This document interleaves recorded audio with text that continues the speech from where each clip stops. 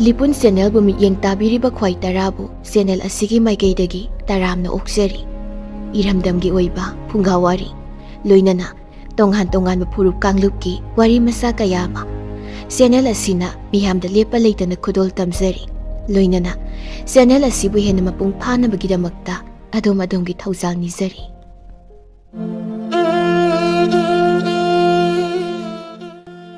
Ngasi su mahaugsagumna yamna nungairaba phungawari ama puduna lakchari.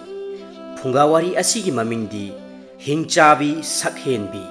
Wari asi aibagi wakhalda sagatcharag ijabani. Masida kanagumba amattaga mari lainana ijaba nachadi. Wari asi pathokcharakpa matamda wahai wata soi khilankhiba yaurbasu tabiriba khwai khibikna chauna ngakpigani. Haujik mayamgi mafamda khudol tamjari. Phungawari hingchabi sakhenbi. Leimaida longna taduna leiriba asiba hakchang adubu machet settuna hauna maning tamna chari. Manak aduda yamna piklibi angang amasu ningaidana kaptuna leiri.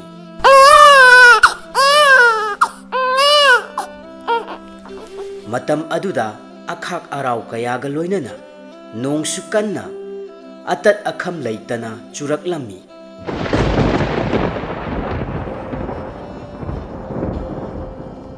Madudagi charamliba aremba misa adu leptuna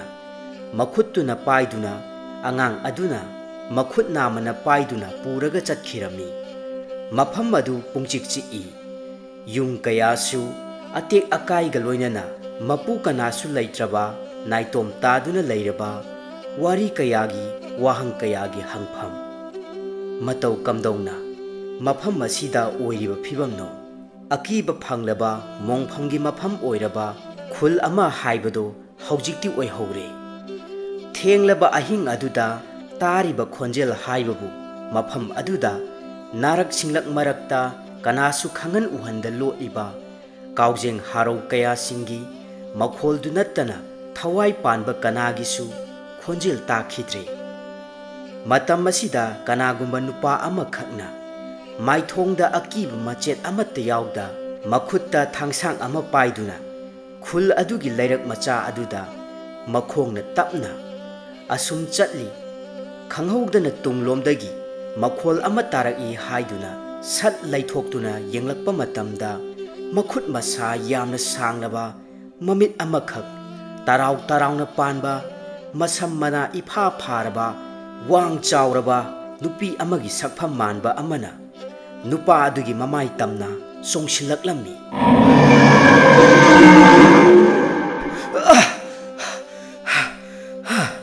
Karino hauji aihaki manglanda ukhiba saktam aduba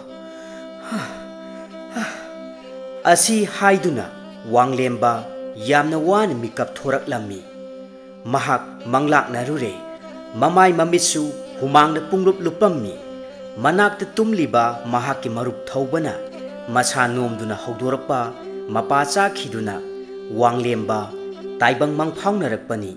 thaubana ipa pakhatna hanglaklammi. Itaw kari daurabage namai namika humangna punglup luple se wakhal khara tarabro nahakpo. Wanglemba haujikta tamthiraba sakpham ama ukhiba adu pumnamak mahaki manglan oiramba aduda mahak kharadi wakhal leitarami. Adubu mahakna chingnana hairaklammi. Itaw haujikta aigi manglanda sakpham yamna kairaba hingchabi amana imang asida asi haina hairakpa matamda thaubana marak thattuna hairaklammi. Yari itaw aihak loina wakhal tare karisu hena khanjiluranu maku mangni haina khandoklo nong ngangadabasune mikup amata ngaire tumbadi tumsilarosi adugi sarukta aikhoigi ithau pangthoknanaba sem sarasi. Wanglembanassu hoi itaw aduna faragani. Wanglemba amadi thauba makhoi anigi khutsu khulai amadi lanmigi phije ningthijana sechilammi. Madugi matungda makhoi animak makhoi sagol thakta kakhattuna asum awang pangna thauduna chatkhirami.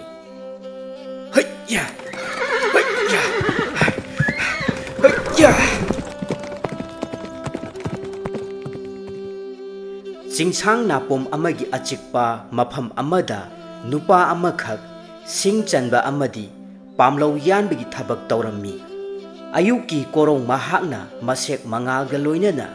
chinglon kaya lana thorakpagi mangal aduna ahingba sana machugum langna phajarammi.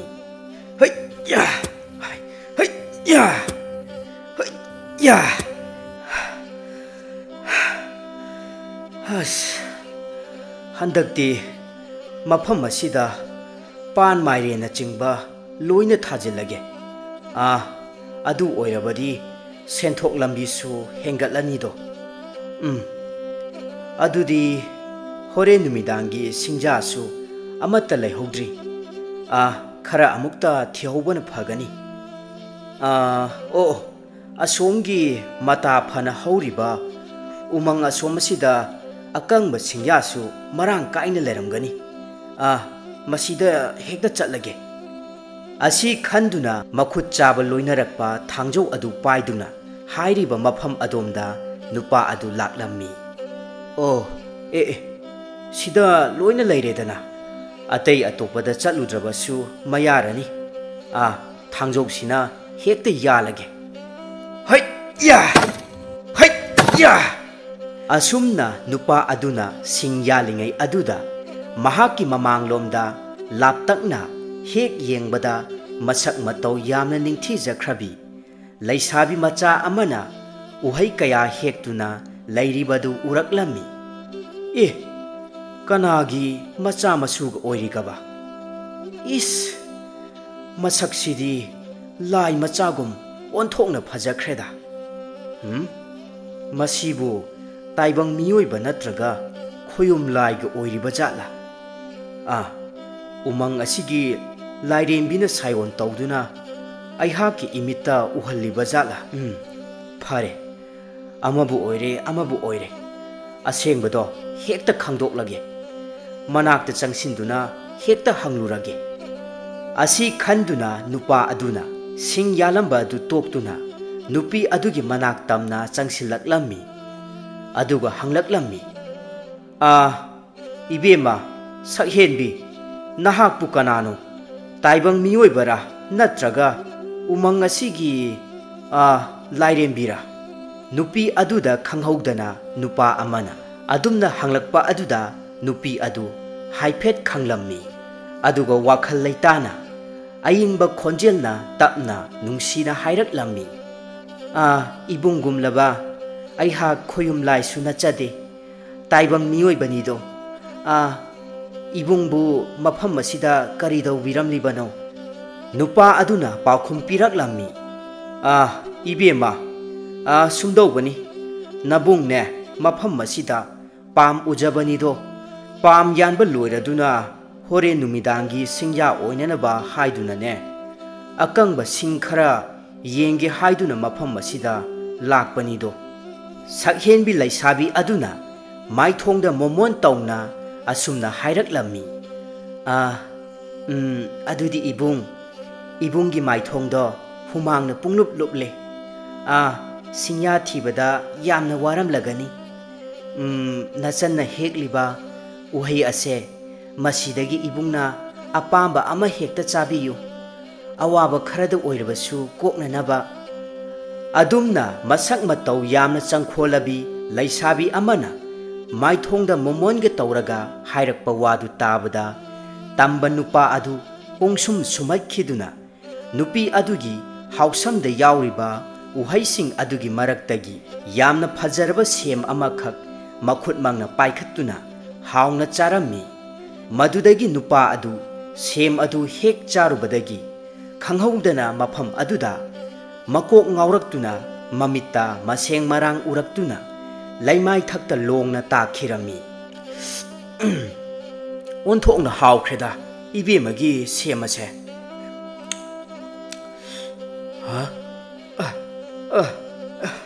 karino aihaki kok asina asum lumlaklibasina mit asina maseng marang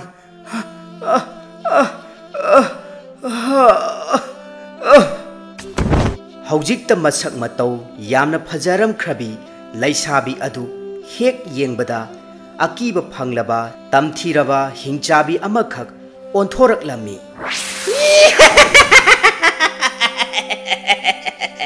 ꯍꯧꯖꯤꯛꯇꯤ ꯑꯩꯍꯥꯛꯀꯤ ꯈꯌꯥꯠꯇ ꯇꯥꯔꯕ? ꯅꯨꯄꯥ ꯑꯗꯨ ꯍꯤꯡꯆꯥꯕꯤ ꯑꯗꯨꯅ ꯁꯣꯔꯣ ꯁꯣꯔꯣ ꯆꯤꯡꯗꯨꯅ ꯄꯨꯈꯤꯔꯝꯃꯤ꯫ ꯅꯤꯡꯊꯧꯒꯤ ꯀꯣꯅꯨꯡꯗꯅꯤ ꯅꯤꯡꯊꯧ ꯑꯃꯗꯤ ꯃꯍꯥꯛꯀꯤ ꯑꯉꯝ ꯑꯊꯧ ꯈꯔꯒ ꯌꯥꯝꯅ ꯀꯨꯞꯅ ꯋꯥꯔꯤ ꯋꯥꯇꯥꯏ ꯁꯥꯟꯅꯔꯝꯃꯤ꯫ ꯑꯉꯝꯕ ꯑꯃꯅ ꯑꯁꯨꯝꯅ ꯍꯥꯏꯔꯛꯂꯝꯃꯤ, "ꯏꯅꯤꯡꯊꯧ, ꯅꯅꯥꯏ ꯑꯩꯍꯥꯛꯅ ꯁꯛ ꯂꯣꯠꯆꯗꯨꯅ ꯑꯁꯨꯝ ꯀꯣꯏꯅ ꯆꯠꯆꯔꯨꯕ ꯃꯇꯝꯗ ꯑꯩꯈꯣꯏꯒꯤ ꯂꯩꯕꯥꯛ ꯑꯁꯤꯒ ꯊꯪꯅꯅ ꯂꯩꯔꯤꯕ ꯈꯨꯜ ꯃꯆꯥ ꯑꯃꯗ ꯃꯤꯁꯤ ꯃꯤꯅꯥ ꯑꯃꯗꯤ ꯃꯤ ꯃꯥꯡꯕꯒꯤ ꯄꯥꯎ ꯌꯥꯝꯅ ꯇꯥꯖꯔꯛꯏꯗꯣ?" ꯋꯥꯐꯝ ꯑꯗꯨ ꯇꯥꯕꯗ ꯅꯤꯡꯊꯧꯒꯤ ꯃꯥꯏꯊꯣꯡꯗ ꯑꯋꯥꯕꯒꯤ ꯁꯛꯐꯝꯒ ꯂꯣꯏꯅꯅ ꯃꯈꯥ ꯇꯥꯅ ꯍꯥꯏꯔꯛꯂꯝꯃꯤ, "ꯋꯥꯐꯝ ꯑꯁꯤ ꯇꯔꯥꯏ ꯇꯔꯥꯏꯅ ꯂꯧꯕꯗꯤ ꯌꯥꯔꯣꯏꯗꯧꯔꯤ꯫ ꯀꯔꯤꯒꯨꯝꯕ ꯑꯃꯗꯤ ꯂꯩꯔꯦꯁꯦ꯫ ꯉꯜꯂꯤꯉꯩꯗ ꯀꯨꯞꯅ ꯊꯤꯗꯣꯛꯍꯧꯗ꯭ꯔꯕꯗꯤ ꯑꯩꯈꯣꯏꯒꯤ ꯂꯩꯕꯥꯛ ꯑꯁꯤꯗꯁꯨ ꯑꯋꯥꯕ ꯇꯥꯔꯛꯂꯣꯏ ꯍꯥꯏꯅꯤꯡꯉꯥꯏ ꯂꯩꯇꯦ꯫ ꯏꯄꯨ ꯅꯍꯥꯛꯀꯤꯁꯨ ꯀꯔꯤ ꯀꯔꯝꯕ ꯋꯥꯈꯜ ꯂꯩꯕꯒꯦ ꯍꯥꯏꯕꯗꯨ ꯅꯁꯨꯗ ꯑꯃꯨꯛꯇ ꯇꯥꯛꯄꯤꯌꯨ." ꯏꯄꯨ ꯃꯍꯥꯛꯁꯨ ꯅꯤꯡꯊꯧꯒꯤ ꯃꯌꯥꯊꯪ ꯐꯪꯂꯕ ꯑꯗꯨꯗꯗꯤ ꯑꯁꯨꯝꯅ ꯍꯥꯏꯔꯛꯂꯝꯃꯤ, "ꯏꯅꯤꯡꯊꯧ, ꯅꯄꯨ ꯑꯩꯍꯥꯛꯀꯤꯗꯤ ꯂꯩꯕꯥꯛꯀꯤꯗꯃꯛꯇ ꯌꯥꯏꯐꯒꯗꯕ ꯋꯥꯐꯝ ꯑꯣꯏꯔꯕꯗꯤ ꯀꯔꯤꯁꯨ ꯌꯦꯠꯆꯅꯤꯡꯉꯥꯏ ꯂꯩꯖꯗꯦꯗꯣ꯫ ꯏꯅꯤꯡꯊꯧꯅ ꯐꯒꯅꯤ ꯍꯥꯏꯕꯗꯨ ꯅꯄꯨ ꯑꯩꯍꯥꯛꯀꯤꯁꯨ ꯃꯌꯥꯖꯩꯗꯣ꯫ ꯐꯔꯦ ꯑꯗꯨꯗꯤ ꯏꯄꯨ, ꯅꯁꯨꯅ ꯂꯩꯕꯥꯛꯀꯤꯗꯃꯛ ꯑꯃꯗꯤ ꯈꯨꯟꯖꯥꯁꯤꯡꯒꯤꯗꯃꯛ ꯌꯥꯏꯐꯅꯕ ꯊꯧꯔꯥꯡ ꯄꯨꯝꯕ ꯁꯤꯟꯖꯔꯒꯦꯗꯣ꯫ ꯑꯩꯍꯥꯛ ꯅꯤꯡꯊꯧ ꯌꯥꯏꯔꯦꯟ ꯁꯅꯥꯅꯤ꯫ ꯑꯩꯍꯥꯛꯀꯤ ꯑꯉꯝꯕ ꯍꯣꯠꯅꯗꯨꯅ ꯊꯪꯅꯅ ꯂꯩꯔꯤꯕ ꯈꯨꯜ ꯃꯆꯥ ꯑꯁꯤꯗ ꯃꯃꯥꯡꯊꯛꯀꯤ ꯋꯥꯔꯝ ꯄꯨꯝꯕꯕꯨ ꯀꯥꯎꯊꯣꯛꯅꯈ꯭ꯔꯒ ꯍꯧꯖꯤꯛꯇꯤ ꯃꯈꯣꯏꯒꯤ ꯑꯋꯥꯕꯗꯁꯨ ꯃꯇꯦꯡ ꯄꯥꯡꯂꯒꯦ ꯍꯥꯏꯅ ꯅꯁꯨꯅ ꯈꯜꯂꯤꯗꯣ ꯏꯄꯨ꯫ ꯇꯁꯦꯡꯕꯗꯤ ꯆꯍꯤ 30ꯃꯨꯛꯀꯤ ꯃꯃꯥꯡꯊꯛꯀꯤ ꯃꯇꯝ ꯑꯗꯨꯗ ꯍꯤꯔꯦꯟ ꯀꯧꯕ ꯂꯩꯕꯥꯛ ꯑꯁꯤꯒ ꯊꯪꯅꯅ ꯂꯩꯔꯤꯕ ꯈꯨꯜ ꯃꯆꯥ ꯎꯝꯂꯧꯄꯥꯠ ꯑꯁꯤꯒ ꯌꯥꯝꯅ ꯂꯨꯅ ꯆꯥꯟꯅꯅ ꯂꯣꯏꯅꯔꯝꯕꯅꯤ꯫ ꯑꯗꯨꯕꯨ ꯈꯨꯜ ꯑꯗꯨꯒ ꯂꯩꯕꯥꯛ ꯑꯁꯤꯒ ꯀꯔꯤꯒꯨꯝꯕ ꯂꯝꯒꯤ ꯋꯥꯊꯣꯛ ꯑꯃꯗꯒꯤ ꯈꯠꯅ ꯆꯩꯅꯈꯤꯗꯨꯅ ꯑꯁꯨꯛ ꯁꯥꯡꯂꯕ ꯃꯇꯝ ꯑꯁꯤ ꯐꯥꯎꯕꯗ ꯆꯪꯊꯣꯛ ꯆꯪꯁꯤꯟ ꯇꯧꯅꯗꯅ ꯂꯩꯔꯛꯄꯅꯤ꯫ ꯎꯝꯂꯧꯄꯥꯠ ꯑꯁꯤꯒꯤ ꯄꯥꯛ ꯆꯥꯎꯕ ꯑꯁꯤꯒ ꯍꯤꯔꯦꯟ ꯂꯩꯕꯥꯛ ꯑꯁꯤꯒ ꯌꯦꯡꯅꯔꯨꯔꯕꯗꯤ ꯁꯔꯨꯛ ꯑꯍꯨꯝꯒꯤ ꯃꯅꯨꯡꯗ ꯑꯅꯤꯃꯗꯤ ꯍꯤꯔꯦꯟ ꯂꯩꯕꯥꯛꯅ ꯆꯥꯎꯏ, ꯁꯔꯨꯛ ꯑꯃꯅ ꯎꯝꯂꯧꯄꯥꯠꯀꯤꯅꯤ꯫ ꯁꯔꯨꯛ ꯑꯃꯔꯣꯝꯇꯃꯛ ꯆꯥꯎꯏ ꯍꯥꯏꯕꯒꯤ ꯈꯨꯜ ꯃꯆꯥ ꯑꯃꯅꯤ ꯍꯥꯏꯅ ꯈꯪꯅꯈꯤꯕꯅꯤ꯫ ꯎꯝꯂꯧꯄꯥꯠ ꯈꯨꯜꯗꯗꯤ ꯅꯤꯡꯊꯧꯒꯤ ꯃꯍꯨꯠꯇ ꯈꯨꯂꯥꯛꯄ ꯍꯥꯏꯅ ꯑꯃꯗꯤ ꯂꯩ, ꯃꯃꯤꯡꯅ ꯁꯣꯡꯒ꯭ꯔꯤ ꯍꯥꯏꯅ ꯀꯧꯔꯝꯃꯤ꯫ ꯈꯨꯂꯥꯛꯄ ꯁꯣꯡꯒ꯭ꯔꯤꯒ ꯅꯤꯡꯊꯧ ꯌꯥꯏꯔꯦꯟ ꯁꯅꯥꯒꯗꯤ ꯌꯥꯝꯅ ꯂꯨꯅ ꯇꯤꯟꯅꯕ ꯃꯔꯨꯞ ꯑꯃ ꯑꯣꯏꯔꯝꯃꯤ꯫ ꯁꯣꯝꯗꯅ ꯎꯝꯂꯧꯄꯥꯠꯀꯤ ꯃꯐꯝꯗꯅꯤ ꯈꯨꯂꯥꯛꯄ ꯁꯣꯡꯒ꯭ꯔꯤꯒꯤ ꯁꯪꯒꯥꯏꯗ ꯃꯍꯥꯛꯀꯤ ꯈꯨꯟꯖꯥ ꯀꯌꯥ ꯂꯥꯛꯇꯨꯅ ꯑꯋꯥ ꯑꯅꯥꯒꯤ ꯆꯩꯊꯦꯡꯒꯤ ꯃꯇꯥꯡꯗ ꯋꯥꯀꯠꯅꯔꯝꯃꯤ꯫ "ꯏꯄꯥ ꯈꯨꯂꯥꯛꯄ, ꯅꯆꯥꯒꯤ ꯑꯋꯥꯕꯁꯦ ꯑꯃꯨꯛꯇ ꯈꯪꯕꯤꯌꯨꯗꯣ꯫ ꯑꯩꯍꯥꯛꯀꯤ ꯏꯄꯨꯔꯣꯏꯕꯗꯨ ꯃꯃꯥꯡꯗ ꯎꯔꯤꯕ ꯆꯤꯡꯁꯥꯡ ꯅꯥꯄꯣꯝ ꯑꯁꯣꯝꯗ ꯑꯩꯈꯣꯏꯒꯤ ꯄꯥꯝ ꯌꯥꯟꯐꯝꯗ ꯆꯠꯈꯤꯕꯅꯤꯗꯣ꯫ ꯑꯗꯨꯕꯨ ꯉꯁꯤꯒ ꯊꯥꯅ ꯅꯨꯃꯤꯠ 8ꯃꯨꯛꯇꯤ ꯁꯨꯖꯤꯜꯂꯛꯂꯦ, ꯑꯗꯨꯕꯨ ꯊꯤꯕ ꯈꯪꯗ꯭ꯔꯦ." ꯑꯁꯨꯝꯅ ꯃꯆꯥ ꯃꯥꯡꯈꯤꯕ, ꯃꯄꯨꯔꯣꯏꯕ ꯃꯥꯡꯈꯤꯕ, ꯅꯨꯄꯤ ꯑꯉꯥꯡ ꯃꯥꯡꯈꯤꯕ, ꯃꯃꯥ ꯃꯄꯥ ꯃꯥꯡꯈꯤꯕꯒꯤ ꯄꯥꯎ ꯀꯌꯥꯅ ꯈꯨꯂꯥꯛꯄꯒꯤ ꯅꯥꯀꯣꯡ ꯁꯤꯡꯖꯥ ꯌꯩꯔꯔꯦ꯫ ꯈꯨꯂꯥꯛꯄ ꯁꯣꯡꯒ꯭ꯔꯤ ꯃꯀꯣꯛꯇ ꯃꯈꯨꯠ ꯍꯥꯞꯂꯔꯦ꯫ ꯃꯇꯝ ꯑꯗꯨꯗ ꯊꯪꯅꯅ ꯂꯩꯔꯤꯕ ꯂꯩꯕꯥꯛ ꯍꯤꯔꯦꯟꯗꯒꯤ ꯆꯤꯊꯤ ꯆꯦꯕꯥꯎꯒꯤ ꯈꯨꯠꯊꯥꯡꯗ ꯄꯥꯎ ꯑꯃ ꯆꯦꯜꯂꯛꯂꯝꯃꯤ꯫ ꯈꯨꯂꯥꯛꯄ ꯁꯣꯡꯒ꯭ꯔꯤꯁꯨ ꯃꯨꯟꯅ ꯈꯜꯂꯕꯒꯤ ꯃꯇꯨꯡꯗ ꯅꯤꯡꯊꯧ ꯌꯥꯏꯔꯦꯟ ꯁꯅꯥꯒꯤ ꯋꯥꯐꯝ ꯑꯗꯨꯗ ꯃꯍꯥꯛꯁꯨ ꯃꯌꯥꯔꯝꯃꯤ꯫ ꯊꯤꯟꯊꯕ ꯇꯧꯗꯅ ꯅꯤꯡꯊꯧ ꯌꯥꯏꯔꯦꯟ ꯁꯅꯥ ꯑꯃꯗꯤ ꯈꯨꯂꯥꯛꯄ ꯁꯣꯡꯒ꯭ꯔꯤꯒ ꯄꯨꯟꯅ ꯈꯨꯟꯖꯥꯁꯤꯡ ꯌꯥꯎꯅ ꯃꯤꯐꯝ ꯑꯃ ꯄꯥꯡꯊꯣꯛꯂꯕ ꯃꯇꯨꯡꯗ ꯑꯃꯨꯛ ꯅꯨꯡꯁꯤ ꯆꯥꯟꯅꯅ ꯀꯧꯅ ꯉꯥꯡꯅꯕ ꯂꯣꯏꯅ ꯇꯤꯟꯅꯕ ꯍꯧꯔꯛꯂꯝꯃꯤ꯫ ꯑꯍꯤꯡꯒꯤ ꯃꯇꯝꯗꯅꯤ ꯁꯣꯝꯗꯅ ꯎꯃꯪꯒꯤ ꯑꯆꯤꯛꯄ ꯃꯐꯝ ꯆꯥꯎꯔꯕ ꯁꯨꯔꯨꯡ ꯑꯃꯒꯤ ꯃꯅꯨꯡꯗꯅꯤ ꯍꯤꯡꯆꯥꯕꯤ ꯑꯗꯨꯅ ꯐꯥꯔꯛꯄ ꯃꯤꯁꯥ ꯀꯌꯥ ꯍꯥꯎꯅ ꯆꯥꯔꯝꯃꯤ꯫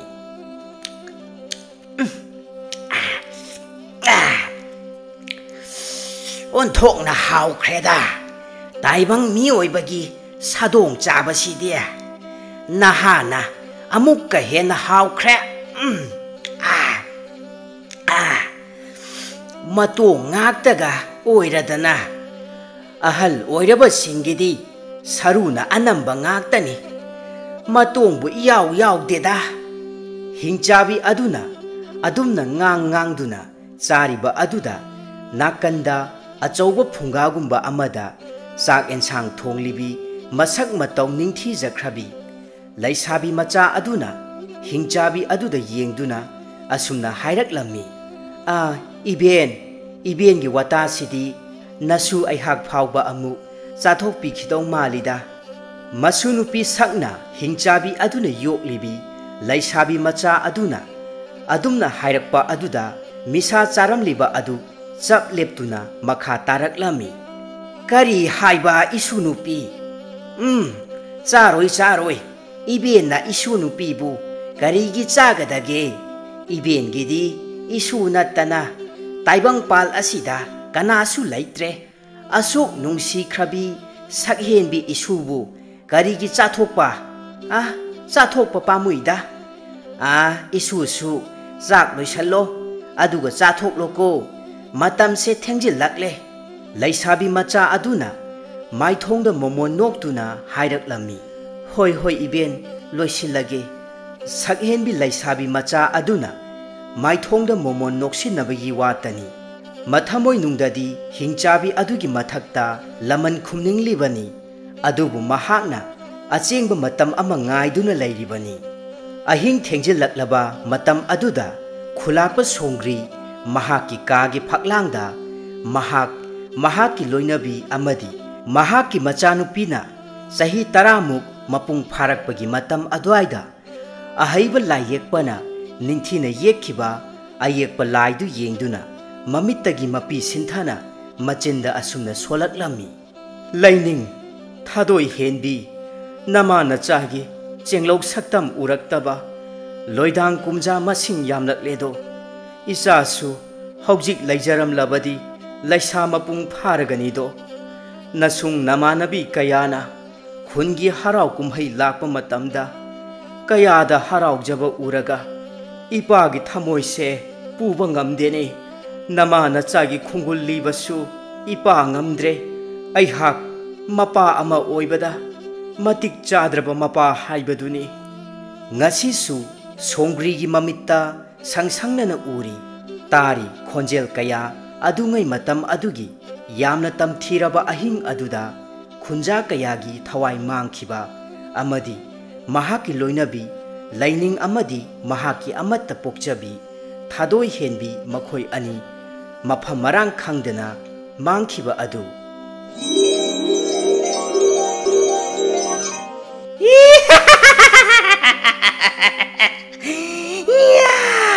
ngasi디 aihak ichinjak mapung pharagadaba taibang mioi ba kaya singi mathabak segai duna ihing kaya thaklage do khongburo ichin inausing nakhut chaba thang ken paiduna hingchabi asigi yaibi thawai laurase thongna hanbiganu asumna hingchabi aduga akanba moongda lanthengnarami खुंजा कयासु असो अपन यावरमी मदुगी खुदोंग चाबदु लौदुना थवाई हिंगननब चेनरिबसिंग अदुगी मरक्तगी हिंचाबी अदुना खुलाकपगी लोइनबी lining अमदी महाकी अमत्त पोक्चबी थोहेनबीबु फादुना पुखिरमी मतम अदुदा खुलाकप सोंग्रीसु यामना फिबम थीना सोक्तुना लैमाइदा तादुना लेहौवे महाकी लोइनबी अमदी मचानुपी फादुना पुखिबा अदुबु थमुई चाकना येंजहौबा नत्तना करिसु पांबै लेरमदे असुमना हौख्रबा थौदोक कयासिंग अदुना सोंग्री थमोई सोकना कपलिंगै अदुदा खुल अदुदा वांगलेंबा अमदि थौबा मखोई अनिसु थुंगलदुना खुल अदुगी खुलाकपगी मयुम थिरक्तुना चंगलक्लमी मपालदा वांगलेंबा अमदि थौबा लेप्तुना वांगलेंबना खुलाकपा सोंग्री तानबा कौरक्लमी इपा खुलाकपा नचाना कौरीबसे तारबदी मपालांगदा अमुक्ता थोकपिरउबा Ipa khulakpa! Mapalomda kanagumba amana kauriba adu tabada khulakpa songri wakhal nungaitana manglan amagum tauduna leiramba adu wakhal taraklammi. Ai hakti wakhal amada taururedana mapalangda kauribasina kana kana oiriba. Ngai hakta ngairamu tare tare ipa thoraklage. Madudagi khulakpa songri thongi poro natai kangduna mapalomda thaumai ama paiduna thoraklami. Mapalda naha pakhang anina leptuna leiramba ubada khulakpa songri ingak ngakna hanglaklami. Ibungo khoidi kana kana no khulgi misu mande thaubana makha taraklami. Hoi ipa aikhoi khulasigi mioi nachade. Khulakpa songri yamna ngakna makhoi anida yengduna lay. Marak aduda wanglembana yamna nolongna asumna haijaraklammi. Ipa khulakpa nasa aikhoi se khul asiga thangnana leiriba hirel leibaktagini. Aihak ningthau yairen sanagi amatta pokchaba machanupanido imingna wanglemba kaujai. Aduga aihakki loina jarakliba asina Senapati angamba ipa chauthoigi machanupani aihakki di marupni. Wafam singadu tabada khulakpa songri yamna harauna maithong maka lamna hairaklami. Ihe itaw ningthau yairen sanagi majai bungo oire. Isadi pakhang sare pharam ledana kuire ipana su nakhoigi leibakta laklambado. Matam adudadi majai bungona yamna pikli sahi manga taruk muktang surakpa matam oiramganido. Phare phare isana yamna thajadana ipagi inakta lakpadi kari karamba thabak laibagino hayu ipada kari su singnaganu. Asumna khulakpa songrina hanglaklaba aduda majai bungo wanglembana mahakna tarakpa amadi mahaki mapabung ningthauna khanghalakpagi matung inna khul asigi awa ana pumba mateng panglage khanduna lakpani haiduna wari pumba khulakpada lirammi. Madudagi makhoi ahum wafam adugi matangda hayeng nongalaga phajana khanarasi hainaduna ahing aduma tumna hitnanaba thaurang tawrami. Khul adumaki jidai thangba saruk amadani yumdom pok oina leiriba yum aduda hingchabi aduna laklammi. Manaton achauba aduna manam sut sut namduna ngasigi ahing ngasigi khudong chaba ase lemna hek manghanba chumde. Khunja pumba loina tumna hipna khriba matam masida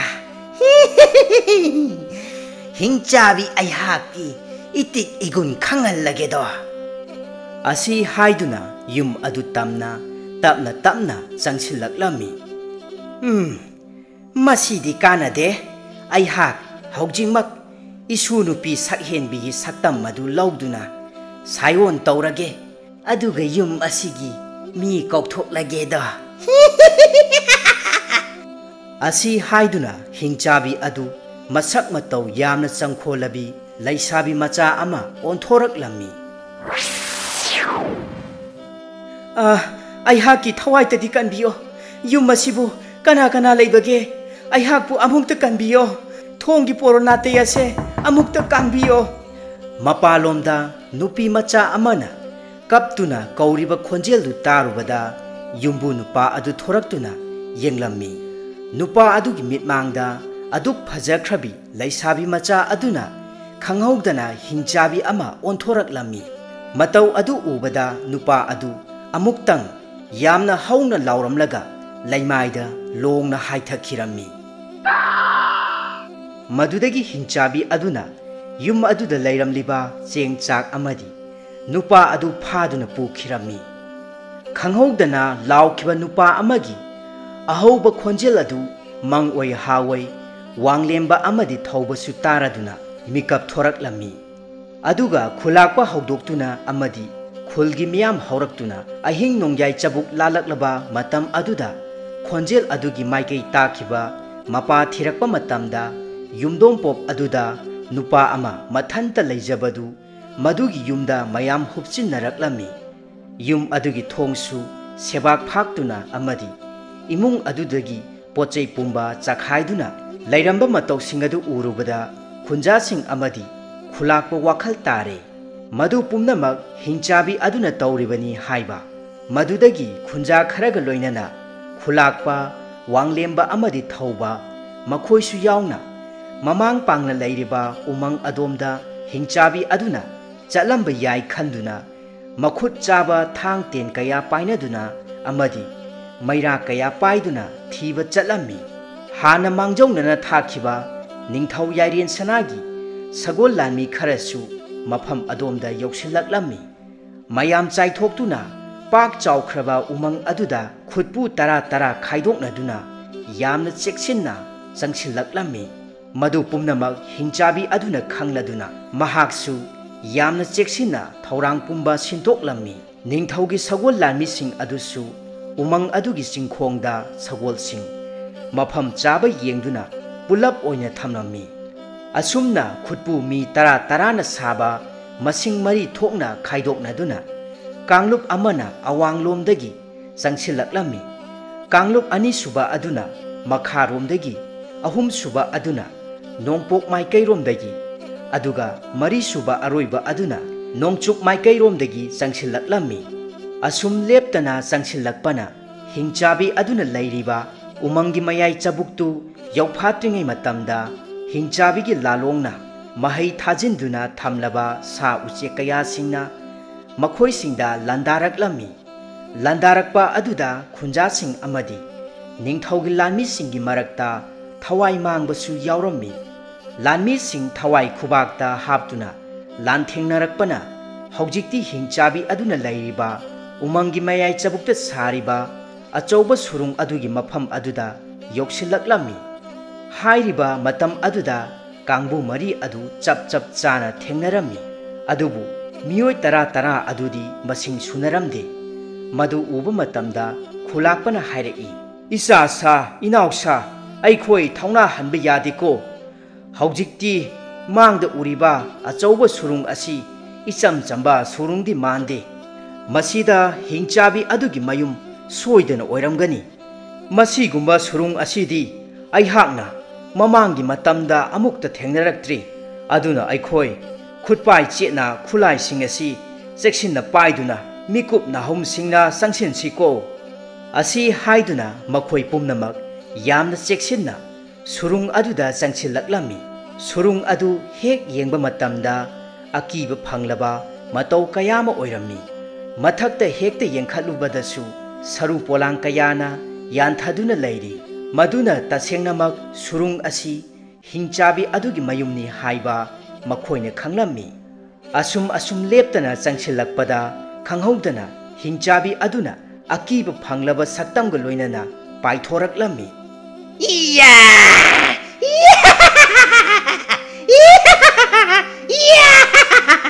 matau adu ubada mayamsing adu yamna pakhatnarami hingchabi aduga akanba moongda lanthengnarami haujikti nakhoi pumnamak nasana nasabu asibagi khayata chongsinjarage haiduna laklaba wanglembana hingchabi adugi sakpham madu hek uba matamda mamang thakta mahaki manglanda ukhiba hingchabi adugi sakpham aduga chap manarami mamit ama khaktamak tarau tarauna palammi masam mana ipha pharami madudagi wanglembana thauna phana lauraklami hai hingchabi mitlaubi namit ama khaktang palibado madu thangsang asina kothokene he haujikti nahak pu lanbirage haiduna aihak ikhongna thongna laklabani do wafam adu tabada hingchabi adu khakna noklammi madudagi makhoi hingchabi aduga akanba maongda lanthengnarami iya hingchabi khagasei khagasei ya ya ya iya khangani da ngasi를 ya असुमना हिंचाबी अदुना Pongal कनबा हेनमनखिबना पाकना लाक्चबा ngamlamde mamai thangda hingchabi aduna lakchaba asum helaklammi matau aduda lemhauriba makhoi kharadu nungsa yamna thiraklammi asumna hingchabi aduna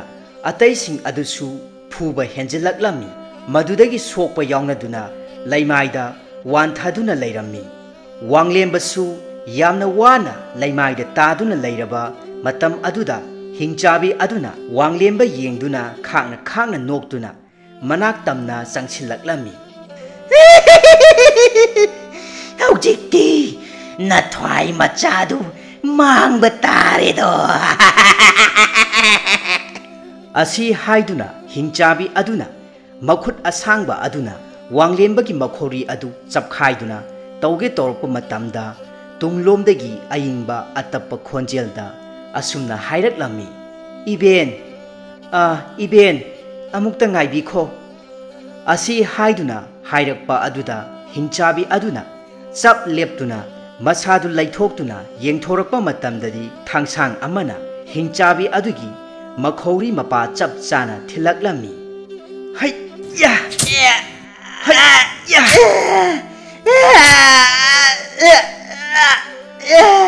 madudagi hingchabi adu law khonglamduna masa pumba ut on khirami sakhenbi aduna makhutta thangsang ama paiduna leplambadu ubada wanglemba pungau ngau khirami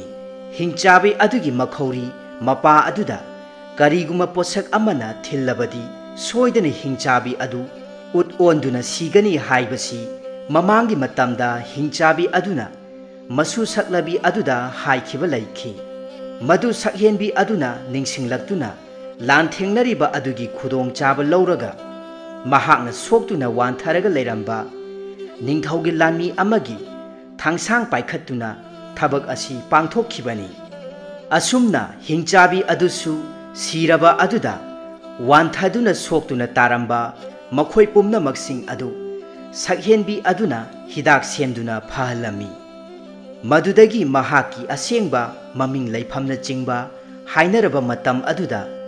khulakpa songrigi saktam uruba matamda sakhenbi aduna khanglaptuna mapa macha thamoi sokna kapminarami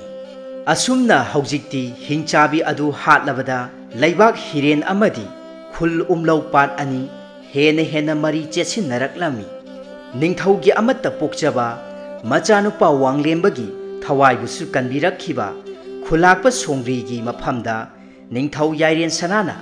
masamakna mamau oijarage haijaraba matamda khulakpa songrisu machanupigi apam pamda hanglarabada thoihenbi tasengna asuk kuiraklaba mahakna laisa mathot karakpa matam asida pakhang kanagumba amataga michana khiba laitribani majaibungo wanglembaga ahanba michana khiba numit adudagi hauna pakhang laisa anigi thamoida apam nungsi phauna khrabani khulakpagi machanupi thoihenbi masana yana haina singnaba aduda ayaba piraduna majaibungo wanglemba amadi thoihenbi makhoi ani yamna chawna luhongduna nungai yaifana pankhirami